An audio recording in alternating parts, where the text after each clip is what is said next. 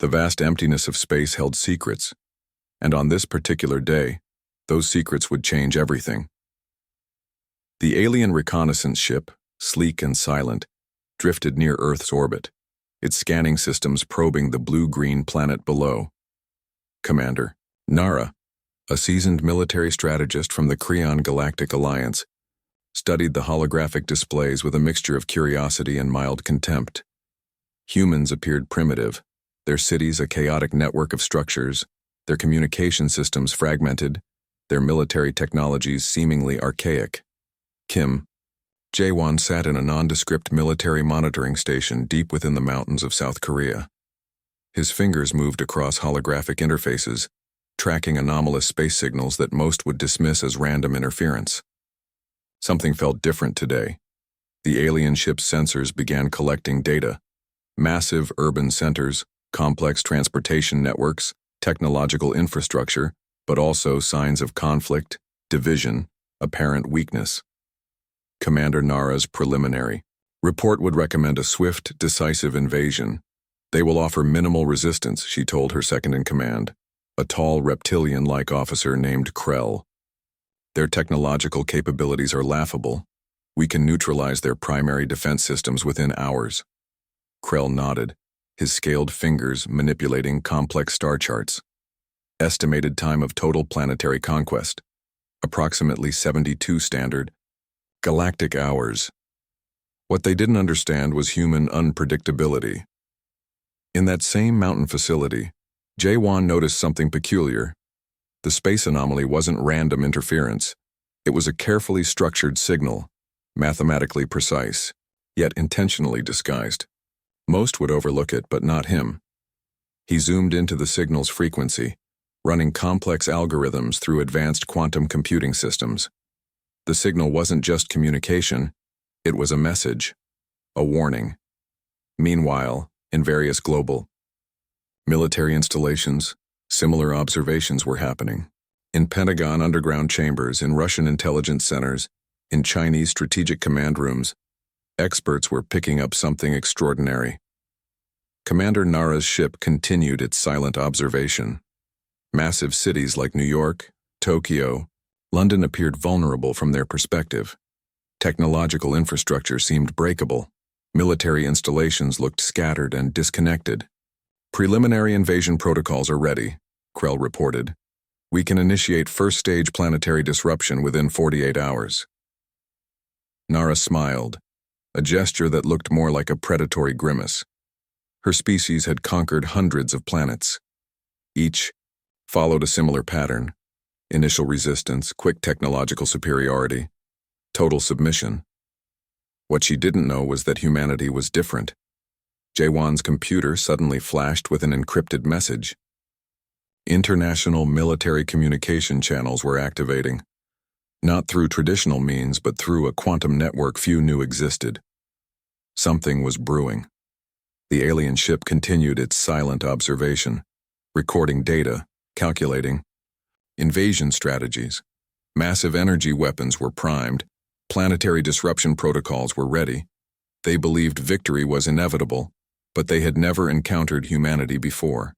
In that moment, as the alien ship hovered silently above Earth, humanity's most powerful weapon was preparing. Not a physical weapon, but something far more dangerous. Adaptability, innovation, an unbreakable spirit that no technological superiority could predict or defeat. Jae-won looked up from his screens, a slight smile crossing his face. The aliens thought they were studying Earth. In reality, Earth was studying them. The first contact was about to begin, and nothing would ever be the same again. In the cold silence of space, the alien ship continued its observation, completely unaware that its own destruction was already being calculated. Not through brute force, but through human intelligence, that would soon prove to be the most powerful force in the known universe. Commander Nara adjusted her command interfaces, preparing invasion protocols. She had no idea that each calculation, each strategic plan, was already being predicted, analyzed, and prepared for by minds she considered inferior. The stage was set. First contact was moments away, and humanity was ready. The first alien ships descended like metallic raindrops, their energy weapons cutting through Earth's atmosphere with terrifying precision. Cities erupted in chaos. New York, Tokyo, London, Seoul transformed into landscapes of smoke and terror. Park Sung-min watched from a hidden mountain bunker, his eyes tracking the invasion's initial movements. Military communication networks collapsed within minutes. Conventional weapons seemed useless against the advanced alien technology. The invasion began exactly as the aliens planned. Massive energy beams sliced through military bases, government, buildings crumbled like paper structures. Panic spread faster than the destruction itself. People ran through streets, their world suddenly transformed into a nightmare of alien machinery and burning infrastructure. In the first 6 hours, major global cities lost their primary defense systems. Communication networks went dark. Governments scrambled to respond, but the alien technology was beyond anything humans had ever encountered. Sung-min understood something the aliens didn't. Humanity's strength wasn't in its initial resistance, but in its ability to adapt instantly. While military systems collapsed, something else was happening. A quiet, strategic regrouping that the aliens couldn't predict. Underground research facilities activated emergency protocols. Scientists like Lee Hae-jin, who had been preparing for unlikely scenarios, began analyzing alien technology fragments within hours of the first attack. The alien ships moved with calculated precision. They targeted communication centers, military installations, and critical infrastructure. Commander Nara watched the invasion progress, believing victory was mere hours away. But humans were already working. In makeshift laboratories, in hidden bunkers and university research centers, teams began dismantling alien technology. Every destroyed military base became a potential research opportunity. Every fallen alien weapon became a piece of a larger puzzle. Sung-min's resistance group started collecting data. They weren't fighting traditional warfare anymore. They were gathering intelligence, understanding the alien technology's weaknesses. They think we're broken, Sung-min told his team. But we're just getting started. The aliens had studied human conflict, human division. They believed humanity would collapse under pressure. They didn't understand that pressure created diamonds, not destruction. Within 24 hours, something unexpected happened. Small resistance groups began developing adaptive technologies. They used alien communication frequencies against them. They tracked invasion patterns. They started fighting back not with brute force but with intelligence. Lee Hae-jin's team discovered the first significant breakthrough, a quantum frequency that could temporarily disrupt alien shield technologies. It wasn't a weapon yet, but it was a start.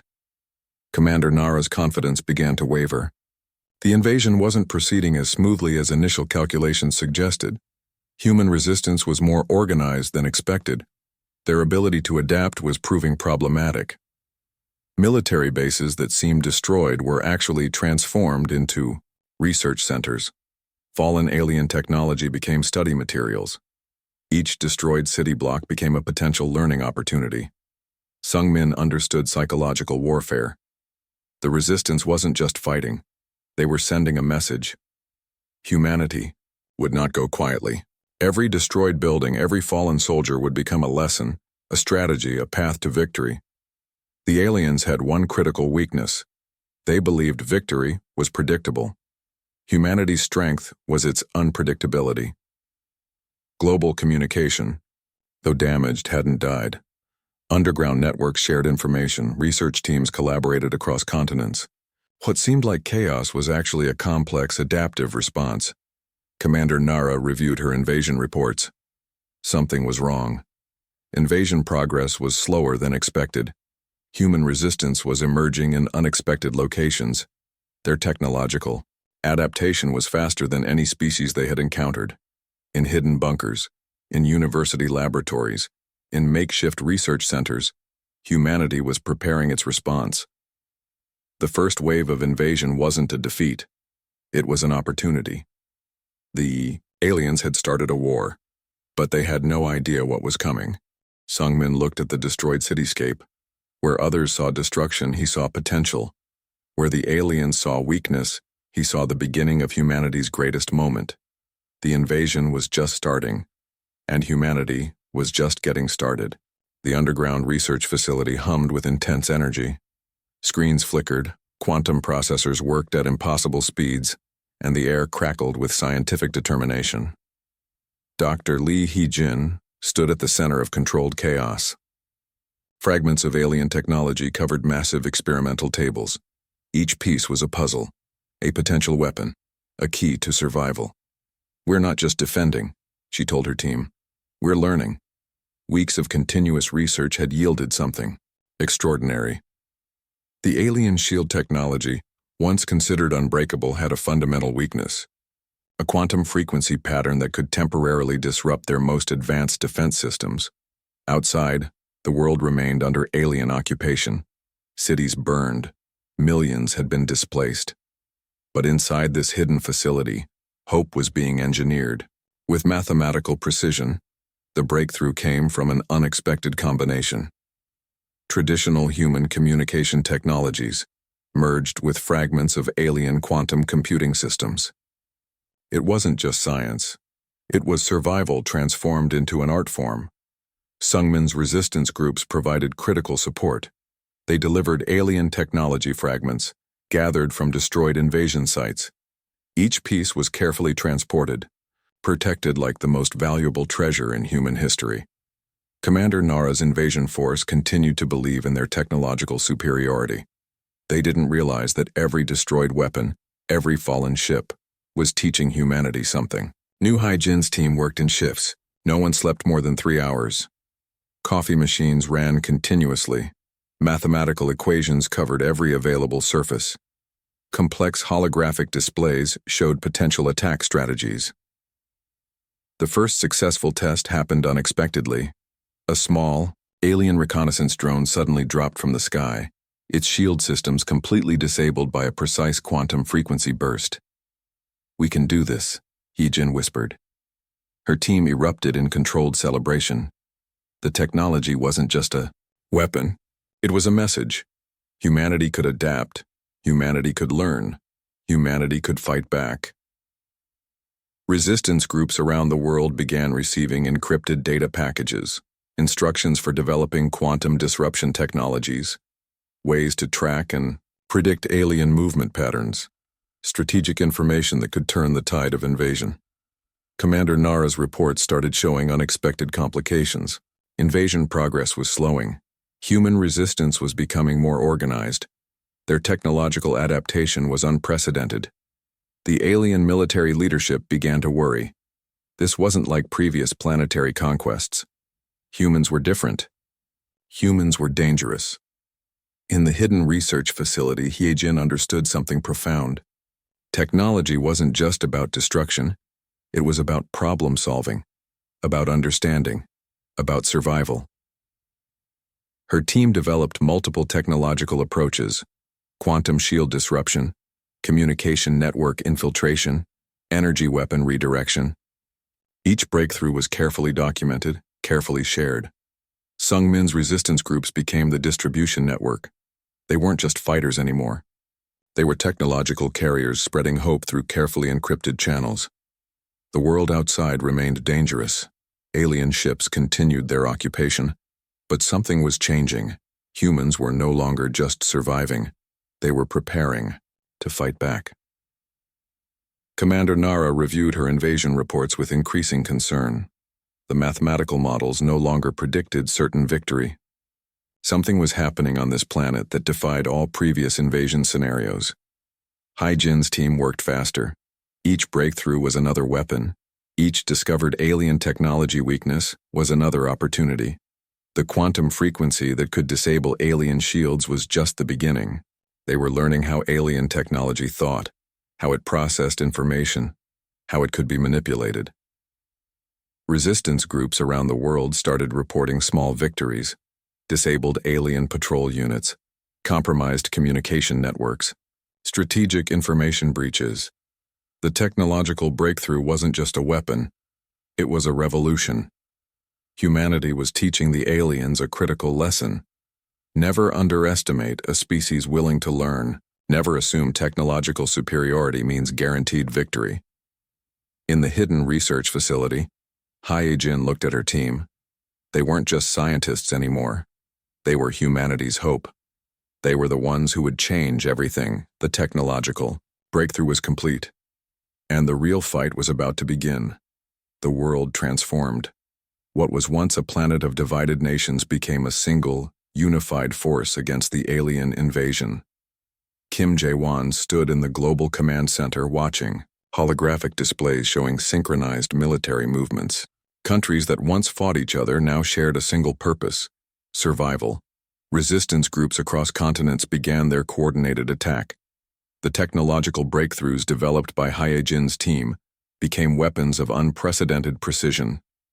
Quantum disruption frequencies spread like invisible waves, systematically destroying alien communication networks. In Asia, advanced drone squadrons launched synchronized attacks. In North America, electromagnetic pulse technologies disabled entire alien fleet sections. European research teams developed adaptive camouflage technologies that made human forces nearly invisible to alien sensors. Commander Nara watched in growing horror. Her invasion force, once considered invincible, was being systematically dismantled. Sungmin's guerrilla units moved like ghosts.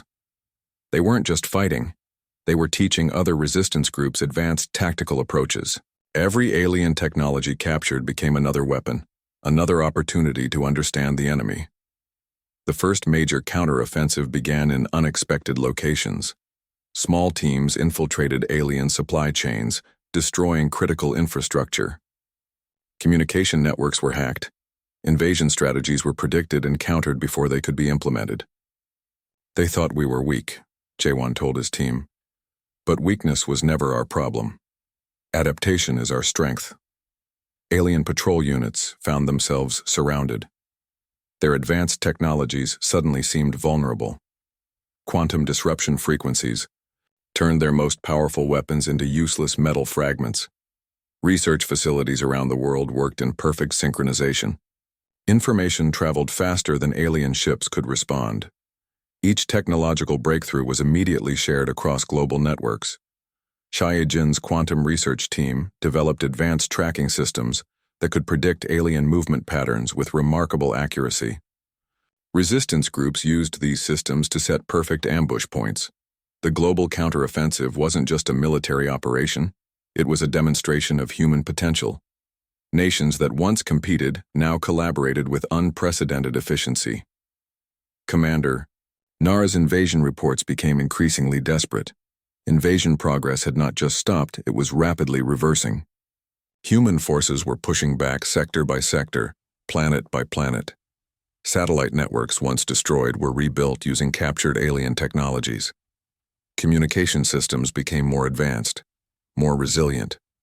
What the aliens thought was a weakness became humanity's greatest strength. Sungmin's resistance units developed advanced psychological warfare techniques. They weren't just fighting. They were breaking the alien forces' morale. Strategic attacks targeted not just physical infrastructure, but psychological systems. The alien leadership began to realize a terrifying truth. This invasion was no longer going according to plan. Humanity was not just resisting, they were winning.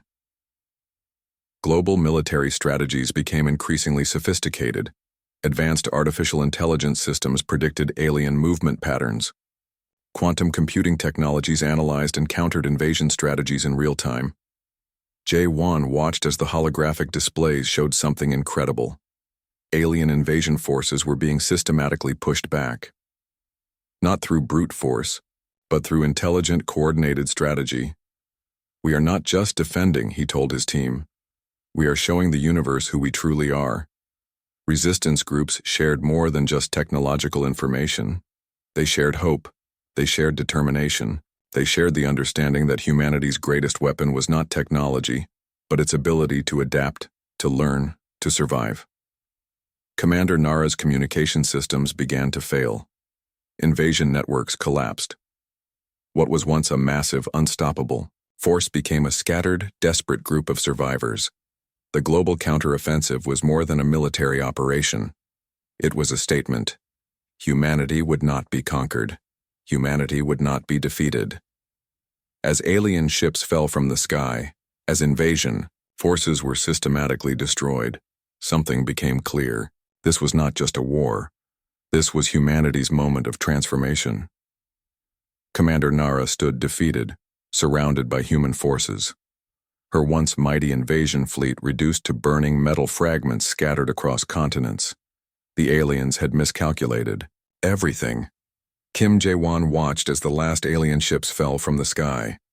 Resistance fighters from every corner of the globe celebrated, not with violence but with a quiet, determined resilience that spoke volumes about human spirit. The battlefield looked like a graveyard of alien technology. Massive ships lay broken, their advanced systems now nothing more than scrap metal. Humans moved between the wreckage, collecting technological fragments, learning, understanding. Lee Hyejin's research team worked frantically.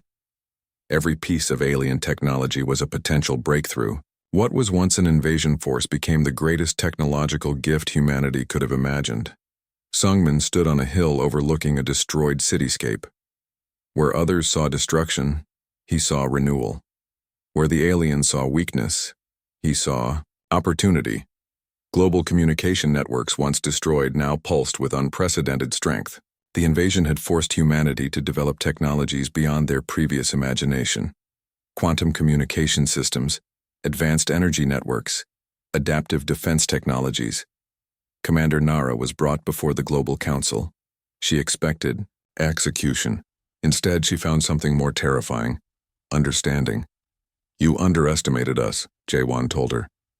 "Not just our technology, our spirit." Resistance groups from every continent shared their stories: how they survived, how they fought, how they transformed a potential extinction event into humanity's greatest moment of unity.